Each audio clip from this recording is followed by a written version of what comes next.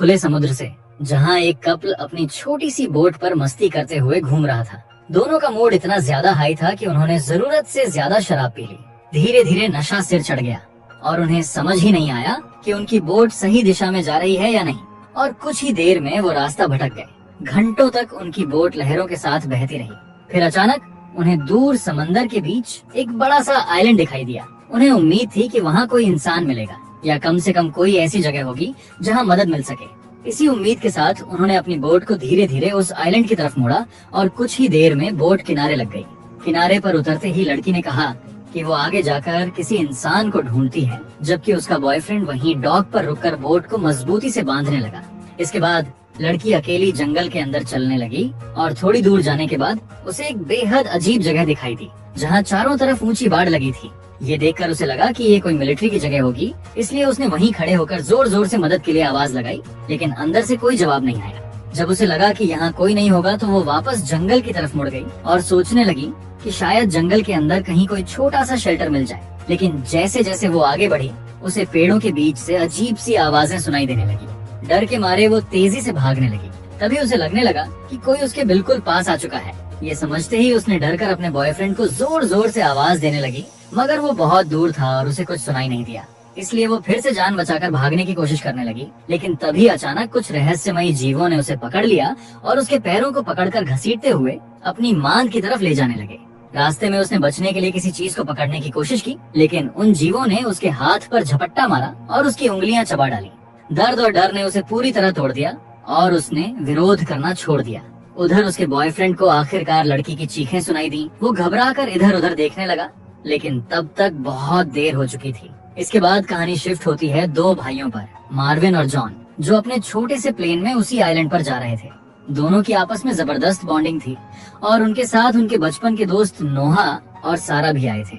इनके अलावा निक्की भी थी, जो मार्विन की गर्लफ्रेंड थी। दरअसल ये आइलैंड हमेशा से पूरी तरह खाली नहीं था। पहले यहाँ लोग रहते थे और उन्हीं में से भाइयों का एक अंकल भी इसी जगह रहता था। इसलिए सभी ने मिलकर प्लान बनाया कि इस बार वो उसी पुराने खाली पड़े घर में वीकेंड बिताएंगे, ताकि शहर की भीड़ भाड़ से दूर कुछ दिन आराम और मस्ती कर सकें।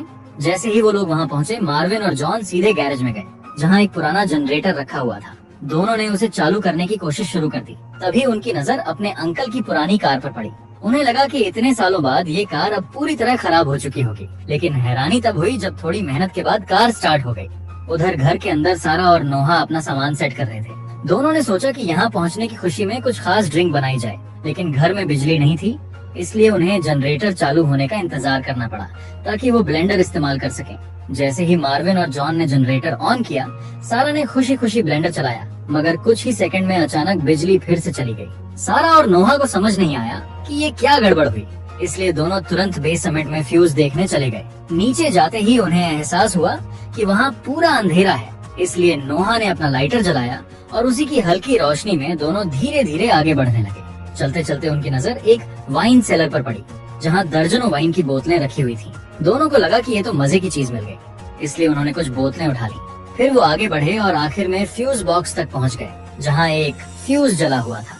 नोहा ने नया फ्यूज लगाकर उसे ठीक कर दिया और उसी पल बिजली वापस आ गई। ऊपर लौटते ही सारा ने अपनी ड्रिंक तैयार की। फिर सभी लोग साथ बैठकर पीने लगे और कुछ ही देर में पूरा माहौल मस्ती और नशे में डूब गया। कुछ देर बाद सबने पानी में तैराकी भी की। फिर वो लोग घर के पोर्च पर आकर बैठ गए। वहीं जॉन ने अपना धनुष निकाला और टारगेट प्रैक्टिस करने लगा, जबकि बाकी सब उसे देखकर मजे ले रहे थे। तभी अचानक जंगल की तरफ से एक छोटा सा जर्मन शेफर्ड पपी बाहर निकल कर आया। वो इतना मासूम और प्यारा था कि उसे देखते ही सबका दिल पिघल गया और सभी को उससे प्यार हो गया। फिर रात होते होते उनकी लाई हुई शराब धीरे धीरे खत्म होने लगी। तब नोहा किचन में गया ताकि बेसमेंट से लाई हुई वाइन की एक बोतल खोल सके। वो पपी भी उसके पीछे पीछे किचन तक आ गया। अब नोहा जैसे ही बोतल खोलने लगा, वैसे ही वो प्यारा पपी अचानक अजीब तरीके से बदल गया। उसकी आंखों में गुस्सा दिखने लगा और वो नोहा पर गुर्राने लगा। नोहा डरकर पीछे हटा और भागते हुए वापस लिविंग रूम में आ गया। फिर उसने अपने दोस्तों को पूरी बात बताई। उसी दौरान पपी घर की टूटी हुई दीवार के एक छेद से बाहर निकल गया। सारा को वो पपी बहुत पसंद था, इसलिए वो बिना सोचे उसे ढूंढने के लिए बाहर निकल गई। जॉन भी उसके साथ चल पड़ा ताकि वो अकेली न जाए। फिर दोनों जंगल में गए और आखिर में उन्हें पपी दिखाई दे गया। जैसे ही वो उसके पास बढ़े, तभी झाड़ियों के पीछे से एक बड़ा कुत्ता अचानक निकल आया और सीधे सारा पर कूद पड़ा। सारा नीचे गिर गई और जॉन उसे बचाने के लिए आगे दौड़ा, लेकिन उस गुस्से वाले कुत्ते ने बिना किसी वजह सारा के पैर पर जोर से काट लिया। सारा दर्द से चीख पड़ी और उसी पल वो बड़ा कुत्ता पपी को लेकर जंगल में भाग गया। जब दोनों किसी तरह वापस घर पहुँचे तो सारा की चोट देखकर सब घबरा गए।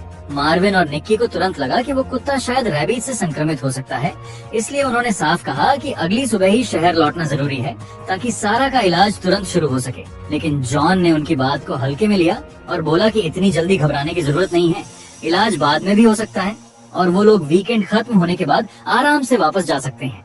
फिर जॉन ने ये फैसला सारा पर छोड़ दिया। सारा ने अपनी चोट को देखते हुए भी यही सोचा कि कुत्ते ने हमला सिर्फ अपने पप्पी को बचाने के लिए किया होगा। वो नहीं चाहती थी कि उसकी वजह से सबकी छोटी सी छुट्टी खराब हो जाए, इसलिए उसने तय कर लिया कि वो लोग सोमवार तक उसी घर में रुकेंगे। इसके बाद सब लोग सोने चले गए, पर रात में जॉन की नींद खुली और वो पानी पीने के लिए बाहर आया। तभी उसकी नजर खिड़की के पास खड़ी सारा पर पड़ी, जो बहुत परेशान और खोई खोई सी लग रही थी। जॉन ने उसे आवाज दी और बात करने की कोशिश की, लेकिन सारा ने कोई जवाब नहीं दिया। वो बस चुपचाप जॉन की तरफ बढ़ने लगी और जैसे ही वो उसके पास पहुंची, उसने अचानक जॉन को बहुत जोर से किस करना शुरू कर दिया। ये किस इतना अजीब और दर्दनाक था कि जॉन को तकलीफ होने लगी। जॉन ने जब दर्द में उसे रोकने की कोशिश की और शिकायत की तो सारा का चेहरा अचानक बदल गया, जैसे उसे होश आ गया हो। वो घबरा कर पीछे हटी और जॉन से दूर जाने को कहने लगी। फिर अगली सुबह जॉन ने अपना धनुष उठाया और जंगल में टारगेट प्रैक्टिस करने निकल गया। बाकी लड़के भी बोर हो रहे थे, इसलिए वो भी उसके साथ चल दिए। वहीं निक्की घर पर ही रुक गई ताकि वो घायल सारा के पास रह सके और उसका ध्यान रख सके। जंगल में काफी देर घूमने के बाद भी उन्हें कोई खास जानवर नजर नहीं आया। जब कुछ भी दिलचस्प नहीं मिला तो नोहा धीरे धीरे सबसे अलग हो गया और एक लकड़ी के लट्ठे पर बैठकर अपना कैमरा साफ करने लगा। वो जैसे ही लेंस साफ कर रहा था तभी उसे आसपास से गुर्राने की आवाजें सुनाई देने लगी। नोहा ने घबराकर चारों तरफ देखा तो उसके होश उड़ गए, क्योंकि कई कुत्ते उसे चारों ओर से घेर चुके थे। अपनी जान बचाने के लिए नोहा तुरंत भागने लगा। वो तेजी से जंगल के अंदर दौड़ता रहा, लेकिन भागते भागते उसका पैर एक जड़ से टकराया और वो गिर पड़ा। उसी वक्त उसके दोस्त उसे ढूंढते हुए वहाँ पहुँच गए। नोहा ने घबराहट में जल्दी से उन्हें बताया कि इस जगह पर कुत्ते बहुत ज्यादा हैं। इतनी ही देर में उनके पीछे वही आदमी आ गया जिसकी गर्लफ्रेंड पहले जंगल में घसीटकर मार दी गई थी। उसने डरते हुए कहा कि ये कुत्ते किसी को भी इस आइलैंड पर नहीं रहने देना चाहते, लेकिन वो अपनी बात पूरी भी नहीं कर पाया और तभी एक बहुत बड़ा कुत्ता उस पर कूद पड़ा और उसे ढलान की तरफ गिरा दिया। उसी पल पूरा झुंड उस आदमी पर टूट पड़ा और उसे जिंदा खा गया। ये खौफनाक नजारा देखकर मार्विन, जॉन और नोहा की सांसें अटक गईं और वो डर के मारे दौड़ते हुए घर की तरफ भागने लगे। जैसे ही वो लगभग घर के पास पहुँचे, उन्होंने देखा कि जो लड़कियां पानी में थीं, उन पर भी कुत्ते हमला करने के लिए तेजी से बढ़ रहे थे। लेकिन जैसे ही वो घर के अंदर घुसने वाले थे, तभी एक कुत्ता निक्की के पैर पर झपट पड़ा और उसकी पैंट पकड़कर उसे जोर से खींचने लगा। निक्की को बचाने के लिए जॉन ने तुरंत अपना धनुष उठाया और तीर चला दिया, मगर निशाना चूक गया और तीर कुत्ते की जगह निक्की के पैर में जा लगा। निक्की दर्द से चीख उठी, लेकिन उसी झटके में कुत्ता डरकर पीछे हट गया और वो किसी तरह बच गई। अब सब लोग भागकर घर के अंदर पहुँचे। अंदर आते ही मार्विन ने जल्दी से प्लास निकाला, तीर का हिस्सा तोड़ा और धीरे धीरे उसे निकालकर निक्की के पैर पर पट्टी बांधने लगा। उसी वक्त सबके दिमाग में एक ही सवाल घूम रहा था कि आखिर ये जगह इतनी सुनसान क्यों हो गई थी और यहाँ इतना खौफनाक सब कुछ कैसे हो रहा था। तभी जॉन ने एक बात याद करके सबको बताया कि कुछ साल पहले उसके अंकल ने कहा था कि इस आइलैंड का एक हिस्सा एक कंपनी ने किराए पर लिया था। वहाँ एक केनल बनाया गया था जहाँ कुत्तों को ट्रेनिंग दी जाती थी ताकि आंखों से कमजोर लोगों के लिए उन्हें गाइड डॉग बनाया जा सके। लेकिन कुछ समय बाद वहाँ एक कुत्ते को रेबीज हो गया था और क्योंकि सारे कुत्ते एक ही जगह रहते थे, बीमारी बहुत तेजी से फैल गई। फिर कई संक्रमित कुत्ते ट्रेनिंग सेंटर से भाग निकले और पूरे आइलैंड में फैल गए। हालात बिगड़ते देख केनल बंद कर दिया गया और वहाँ रहने वाले सभी लोगों को भी हटा दिया गया। तभी से ये आइलैंड सुनसान बन गया था। लेकिन जॉन को एक बात अब भी समझ नहीं आ रही थी कि अगर रेबीज एक साल पहले फैल चुका था तो इतने समय में ये कुत्ते मर जाने चाहिए थे, फिर ये अब तक जिंदा कैसे थे। लेकिन बात पूरी तरह साफ भी नहीं हो पाई थी कि नोहा घबराकर चिल्लाने लगा। वो बार बार कह रहा था कि दोनों घायल लड़कियों को तुरंत इलाज चाहिए और उन्हें किसी भी तरह मदद बुलानी होगी। मगर उसकी तेज आवाजें सुनते ही अचानक एक कुत्ता खिड़की से छलांग लगाकर अंदर घुस आया और सीधे नोहा पर टूट पड़ा। नोहा जमीन पर गिर गया और सब लोग चीख पड़े। फिर कुत्ता नोहा को छोड़कर उठ खड़ा हुआ और उसकी नजर सीधे सारा पर टिक गई। वो धीरे धीरे सारा की तरफ बढ़ने लगा। अब जैसे ही वो सारा तक पहुंचने वाला था, जॉन ने आखिरी पल में झपट कर उसे पकड़ लिया और पूरी ताकत से रोक दिया। लेकिन कुत्ता इतना ताकतवर था कि वो जॉन पर भारी पड़ने लगा। ये देखकर मार्विन ने फौरन पास पड़ी एक लोहे की रॉड उठाई और पूरी ताकत से कुत्ते के शरीर में घुसा दी। कुछ ही पलों में कुत्ता वहीं तड़प कर मर गया। अब सबको साफ समझ आ गया कि ये घर भी सुरक्षित नहीं है। घबराकर उन्होंने जल्दी जल्दी अपना सामान समेटना शुरू किया। जैसे ही वो बाहर निकलने वाले थे तभी उनकी नजर प्लेन की तरफ गई और उन्होंने देखा कि 2 रेबीज वाले कुत्ते वहीं मौजूद थे। मार्विन ने कहा कि अभी वहाँ जाना खतरे से भरा है और उन्हें कुत्तों के हटने का इंतजार करना चाहिए। लेकिन तभी कुछ ही सेकंड में नोहा ने खिड़की से देखा कि उनका प्लेन पानी की लहरों में बह रहा है, क्योंकि कुत्तों ने वो रस्सी काट दी थी जिससे प्लेन बंधा हुआ था। अब अगर उन्होंने देर कर दी तो प्लेन समुद्र में दूर निकल सकता था। जैसे ही उन्हें वहाँ कोई कुत्ता नजर नहीं आया, सब लोग डरते हुए प्लेन की तरफ भागे। जॉन बिना वक्त गवाए पानी में कूद गया और प्लेन की तरफ तैरने लगा। लेकिन जैसे ही वो पास पहुंचा, तेज लहरों के कारण प्लेन पलट गया। उसी पल जॉन की नजर पड़ी कि रस्सी काटने वाले दोनों कुत्ते असल में प्लेन के पंख पर ही छिपे हुए थे और अगले ही सेकंड दोनों कुत्ते भी पानी में कूद पड़े और जॉन की तरफ तैरने लगे। जॉन घबराकर तुरंत पलटा और पूरी ताकत से वापस अपने दोस्तों की तरफ तैरने लगा। जब जॉन किसी तरह जमीन पर पहुंचा तभी एक कुत्ता फिर से उन पर हमला करने दौड़ा। इस बार नोहा ने अपना बेसबॉल बैट घुमाकर उसे जोर से मारा और पीछे धकेल दिया और मौका मिलते ही सब लोग भागते हुए वापस घर की तरफ दौड़ पड़े और बाकी कुत्तों से किसी तरह बचते हुए अंदर घुस गए। घर पहुंचते ही उन्होंने बिना समय गवाए खिड़कियों और दीवारों के टूटे हिस्सों को लकड़ी के बोर्ड लगाकर बंद करना शुरू कर दिया ताकि कोई कुत्ता अंदर न आ सके। जब ये काम पूरा हो गया तो नोहा ने तुरंत इमरजेंसी कॉल करने की कोशिश की, लेकिन वहाँ मोबाइल में बिल्कुल नेटवर्क नहीं था। इसके बाद मार्विन और जॉन ने मारे गए कुत्ते की लाश को कपड़े में लपेटा और बाहर फेंक दिया ताकि बदबू और डर का माहौल अंदर न रहे। फिर उन्होंने बैठकर तेजी से फैसला लिया कि अब यहाँ रुकना सही नहीं है। उन्हें बचने के लिए आइलैंड के दूसरे सिरे तक जाना होगा। तभी उन्हें याद आया कि जो खून से सना आदमी भागकर यहाँ तक पहुँचा था वो भी जरूर किसी रास्ते से दूसरे हिस्से से आया होगा और इसका मतलब था कि वहाँ कहीं न कहीं एक बोट मौजूद हो सकती है। फिर मार्विन ने ये भी कहा कि अगर बोट नहीं मिली तो उस संदिग्ध फैसिलिटी के अंदर कोई कम्युनिकेशन सिस्टम जरूर हो सकता है जिससे मदद बुलाने का एक मौका मिल जाए। इसी उम्मीद में सबने तय कर लिया कि अब उन्हें हर हाल में वहाँ तक पहुँचना ही होगा। प्लान बनते ही वो लोग गैरेज की तरफ जाने लगे ताकि पुरानी कार को फिर से स्टार्ट करके जल्दी निकल सकें। लेकिन जैसे ही वो बाहर निकले उन्होंने देखा कि कुत्तों का झुंड उस कुत्ते की लाश पर टूट पड़ा था जिसे वो बाहर फेंक कर आए थे, जहाँ कुत्ते उसे नोच नोच कर खा रहे थे। ये नजारा देखकर तीनों की हिम्मत टूट गई और वो तुरंत पलटकर घर के अंदर भाग आए। अब उन्हें समझ आ गया कि जमीन से होकर गैरेज तक जाना सीधा खतरा है, इसलिए उन्होंने दूसरा तरीका सोचने का फैसला किया। तभी मार्विन की नजर घर से गैरेज तक लगी एक मोटी रस्सी पर पड़ी। उसने तुरंत नया प्लान बनाया और कहा कि वो रस्सी के सहारे ऊपर से ही गैरेज तक पहुंच सकता है, लेकिन इसके लिए उसे बाहर लगी जिपलाइन की पुली चाहिए थी। मार्विन ने हिम्मत जुटाई और बाहर निकला। उसने देखा कि कुत्ते अभी भी लाश खाने में व्यस्त थे, इसलिए वो धीरे धीरे चुपचाप आगे बढ़ा और पुली की तरफ दौड़ पड़ा। उसने पूरी कोशिश की कि कोई आवाज ना हो, मगर फिर भी एक कुत्ते की नजर उस पर पड़ गई। पर मार्विन ने जल्दी से पुली उठाई और पूरी ताकत से भागते हुए वापस घर के अंदर आ गया और किसी तरह खुद को सुरक्षित कर लिया। इसके बाद मार्विन ने पुली को उस रस्सी पर लगा दिया जो गैरेज तक जाती थी, लेकिन उस समय निक्की ने मार्विन को समझाया कि वो हल्की है, इसलिए कार लाने के लिए वहीं जाएगी। मार्विन भी कुछ देर सोचा और फिर मान गया। सब कुछ तैयार होते ही निक्की रस्सी के सहारे स्लाइड करने लगी और दूसरी तरफ पहुंच गई। लेकिन जैसे ही वो हवा में लटकती हुई आगे बढ़ी, कुत्तों ने उसे देख लिया और वे उसकी तरफ दौड़ पड़े। उसके दोस्त उन्हें रोकने और ध्यान भटकाने की कोशिश करने लगे। इसी बीच निक्की ने जल्दी से गैरेज का दरवाजा खोला और अंदर घुस गई। गैरेज में पहुंचते ही निक्की सीधा कार के अंदर बैठी और उसे स्टार्ट करने लगी। उसने बार बार कोशिश की, लेकिन कार में कोई हरकत नहीं हुई। उधर बाहर कुत्ते लगातार दरवाजे पर धक्का मार रहे थे और उनकी ताकत बढ़ती जा रही थी। कुछ ही देर में उन्होंने गेट में इतना बड़ा छेद कर दिया कि अब वो अंदर घुस सकते थे। ये देखकर निक्की पूरी तरह घबरा गई। उसने तुरंत कार का सनरूफ खोला और उसी रास्ते से बाहर निकल गई। फिर उसने गैरेज की लकड़ी वाली बीम पकड़ ली और ऊपर लटक गई ताकि कुत्ते उसे पकड़ न सकें। बाहर खड़े उसके दोस्तों ने उसे खींचकर अपनी तरफ लेने की कोशिश की, लेकिन कुत्ते उछल उछल कर निक्की तक पहुंचने लगे। तभी आखिरी मौके पर जॉन ने धनुष से एक तीर चलाया और एक कुत्ते के दिल में मार दिया। कुत्ता वहीं गिर पड़ा और उसी पल निक्की की जान बच पाई। फिर धीरे धीरे रात हो गई और सब लोग सोचने लगे कि अब आगे क्या किया जाए। तभी अचानक घर की बिजली फिर से चली गई। सबको लगा कि शायद फ्यूज फिर से उड़ गया है, इसलिए नोहा ने कहा कि वो खुद नीचे बेसमेंट में जाकर बिजली ठीक कर देता है। जैसे ही वो नीचे पहुंचा, उसे एक अजीब सा डरावना माहौल महसूस होने लगा और तभी एक कोने की तरफ से अजीब आवाजें आने लगी। नोहा ने घबराते हुए जैसे ही उस आवाज की तरफ कदम बढ़ाया, तभी एक कुत्ता अचानक उस पर झपट पड़ा और उसके गले पर कूद गया। कुत्ते ने नोहा का गला नोचना शुरू कर दिया और इतनी बेरहमी से हमला किया कि उसकी सांस की नली तक टूट गई। नोहा तड़पता रहा, लेकिन कुछ ही पलों में उसकी जान चली गई। नीचे से शोर सुनकर मार्विन और जॉन दौड़ते हुए बेसमेंट के दरवाजे तक पहुँचे, लेकिन तब तक उनका दोस्त मर चुका था। दोनों ने डर के मारे दरवाजा बंद करके कुत्ते को नीचे फंसाने की कोशिश की, मगर इससे कोई फायदा नहीं हुआ, क्योंकि उसी वक्त बाहर कई कुत्ते पागलों की तरह घर की खिड़कियों पर टूट पड़े। उन्होंने लकड़ी के बोर्ड तोड़ डाले और देखते ही देखते घर के अंदर घुस आए।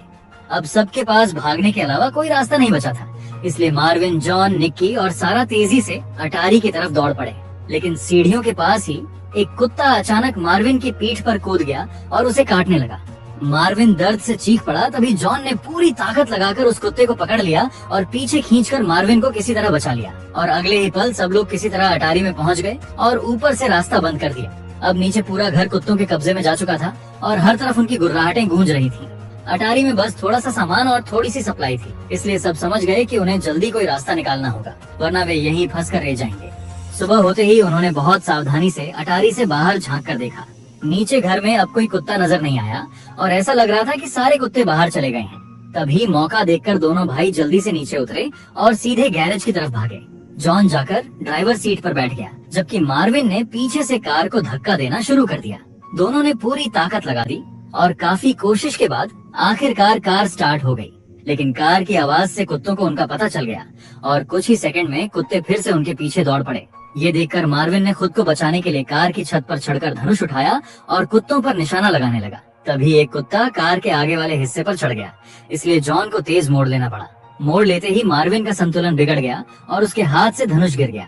अब उनके पास लड़ने का कोई तरीका नहीं बचा था, इसलिए मार्विन तुरंत सनरूफ से अंदर उतर गया। उसी वक्त कार अचानक अपने आप बंद हो गई। अब धक्का देने का भी समय नहीं था, इसलिए जॉन ने कार को आगे एक ढलान की तरफ मोड़ दिया ताकि स्पीड से कार फिर चालू हो जाए। ये तरीका बहुत जोखिम भरा था, लेकिन किस्मत से कार फिर चल पड़ी और वो लोग मुश्किल से बच गए। अब कार चलती रही और दोनों भाई वापस घर की तरफ लौटने लगे, लेकिन रास्ते में एक खूंखार जर्मन शेफर्ड ने अचानक खिड़की में छलांग लगाई और मार्विन को काटने ही वाला था। तभी जॉन ने कार को साइड में मोड़ा और वो कुत्ता एक पोल से टकरा गया। इससे मार्विन बच गया। इसके बाद दोनों भाई किसी तरह वापस घर पहुंचे, लेकिन वहां पहुंचते ही उन्होंने देखा कि सारा पूरी तरह टूट चुकी थी। वो इतनी डरी हुई थी कि उसने अब बचने की कोशिश ही छोड़ दी थी और उनके साथ भागने को भी तैयार नहीं थी। जॉन उसे समझाने के लिए उसके पास जाने लगा, तभी उसी वक्त कमरे के अंदर एक कुत्ता घुस आया। ये देखकर सारा ने जॉन से कहा कि वो खिड़की से निकलकर भाग जाए और वो खुद कुत्ते से लड़ लेगी। जॉन नहीं चाहता था कि सारा अकेली रहे, लेकिन हालात ऐसे थे कि उसे मजबूर होकर खिड़की से कूदना पड़ा। तभी कुत्ता सारा की गर्दन पर झपटा। सारा ने बचाव के लिए अपना हाथ आगे कर दिया और कुत्ते को रोका। फिर उसने पूरी ताकत लगाकर कुत्ते को खिड़की से बाहर फेंकने की कोशिश की, लेकिन वो खुद भी उसके साथ गिर गए। नीचे गिरते ही दोनों एक लकड़ी के नुकीले खंभे पर जा गिरे और वहीं उनकी जान चली गई। सारा को मरता देखकर मार्विन, जॉन और निक्की कुछ भी नहीं कर पाए। वो बस बेबस होकर खड़े रह गए और उन्हें समझ आ गया कि अब सारा को बचाना नामुमकिन था। हालात इतने खतरनाक हो चुके थे कि तीनों ने बिना वक्त गवाए कार में बैठकर आइलैंड के दूसरे हिस्से की तरफ भागना शुरू कर दिया। दूसरी तरफ पहुंचकर तीनों ने उस बंद और रहस्यमयी फैसिलिटी में घुसने का फैसला किया। उन्हें उम्मीद थी कि वहाँ कोई रेडियो होगा जिससे वो मदद बुला सकें, लेकिन अंदर जाकर उन्हें एक बड़ा सच पता चला कि वो जगह कोई केनल नहीं थी। वो एक लैब थी जहाँ जानवरों पर प्रयोग करके उन्हें लड़ाई के लिए तैयार किया जा रहा था। और उन्हें ये भी पता चला कि वे कुत्ते रेबीज से संक्रमित नहीं थे, बल्कि वैज्ञानिकों ने उनका जीन बदलकर इतना खतरनाक बना दिया था कि वो पूरी तरह बेकाबू हो गए थे। जब रिसर्चर्स को लगा कि उन्होंने बहुत बड़ी गलती कर दी है, तो उन्होंने उन जानवरों को मारने की कोशिश की, लेकिन वो कुत्ते अब बहुत ताकतवर और चालाक बन चुके थे। तब वैज्ञानिकों को समझ आ गया था कि यहाँ रुकना मतलब मौत को बुलाना है, इसलिए उन्होंने आइलैंड खाली कर दिया और इसी वजह से आइलैंड पर और कोई जानवर भी नहीं बचा था, क्योंकि सबको इन कुत्तों ने खत्म कर दिया था। इसके बाद तीनों रेडियो रूम तक पहुंच गए। फिर उन्होंने रेडियो के जरिए संपर्क करने की कोशिश की, लेकिन बार बार ट्राई करने पर भी कोई सिग्नल नहीं मिला। तभी निक्की ने खिड़की से बाहर देखा और उसे पता चला कि ट्रांसमीटर टावर का केबल कटा हुआ था। ये देखकर जॉन ने कहा कि वो बाहर जाकर वायर जोड़ देगा। फिर वो बाहर निकला और टावर पर चढ़ने लगा। ऊपर से उसे एक बोट भी दिखाई दी जो डॉक के पास बंधी हुई थी। फिर जॉन ने सिग्नल दिया तो निक्की ने अंदर जाकर रेडियो की रेंज बढ़ाने के लिए एम्पलीफायर ऑन कर दिया, लेकिन जैसे ही उसने बटन दबाया अचानक शॉर्ट सर्किट हो गया और वायरिंग में आग लग गई। उसी वक्त जॉन को भी जोर का झटका लगा और वो टावर से नीचे गिर पड़ा। वो जिंदा बच गया, लेकिन बहुत बुरी हालत में था। उधर आग फैलने लगी और पूरे इलाके में धुआं भरने लगा। तभी कुत्तों ने उन्हें ढूंढ लिया। उन्होंने बाढ़ के नीचे खुदाई करके अंदर घुसने की कोशिश की और जॉन पर हमला कर दिया। ये देखकर मार्विन ने बेसबॉल बैट उठाया और बाहर दौड़ पड़ा। वो कुत्तों से लड़ने लगा ताकि जॉन बच सके उधर अंदर निक्की ने एक गैस सिलेंडर देखा। उसने उसका वाल्व खोल दिया और गैस को कमरे में फैलने दिया। जब उसे लगा कि गैस काफी फैल चुकी है तो उसने दरवाजा खोल दिया ताकि गैस आग तक पहुंच जाए। जैसे ही गैस आग से मिली, एक बड़ा धमाका हुआ। उस धमाके में अंदर मौजूद कई कुत्ते जलकर मर गए। बाहर मार्विन और जॉन चारों तरफ से घिर चुके थे। उन्हें लग रहा था कि अब बचने का कोई मौका नहीं है। तभी निक्की कार लेकर वहां पहुंची। उसने कार से कई कुत्तों को कुचल दिया और दोनों को बचा लिया। अब तीनों कार में बैठे थे और उन्हें बोट की लोकेशन पता थी। वो तेजी से उसी तरफ गए और कार को सीधे पानी में उतार दिया। कुत्ते पीछे पीछे दौड़ते आए, लेकिन तब तक तीनों डूबती कार से बाहर निकल चुके थे और वो तैरकर डॉक तक पहुंचे और जल्दी से बोट पर चढ़ गए। इसके बाद उन्होंने बोट स्टार्ट की और आइलैंड से भाग निकले। पीछे दूर किनारे पर कुत्ते खड़े होकर उन्हें देखते रहे। कुछ देर बाद जब वो समुद्र के बीच पहुंच गए तो उन्हें लगा कि अब वो सुरक्षित हैं। लेकिन तभी एक भयानक सच सामने आया कि उसी बोट पर कहीं एक खूंखार कुत्ता छिपा हुआ था। और इसी डर के साथ ये कहानी यहीं खत्म हो